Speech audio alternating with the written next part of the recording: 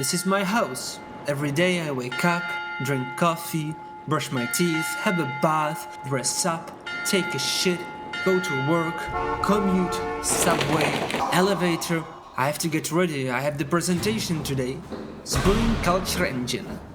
First, you have to make some drawings, ideally on a square paper so the geometry is precise. You're gonna need the preciseness. Boot up the engine.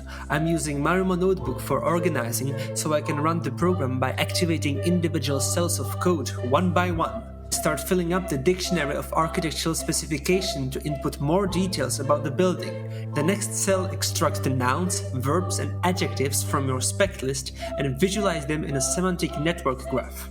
Now let's generate the views. First we need the isometric view to get the general shape. You can run it multiple times and select the rendering you like the most. For me, the winner is this one. Notice how precisely it preserved the shape of the central windows, the bottom portal, mirroring the sketch contours with mathematical precision.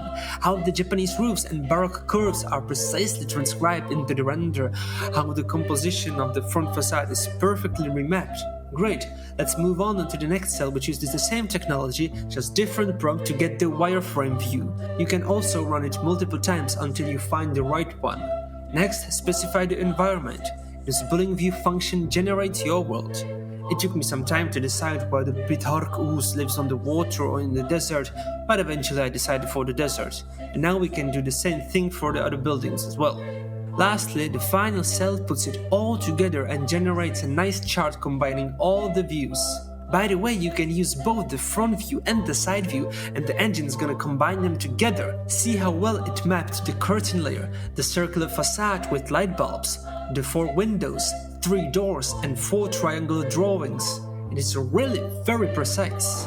And look where we are.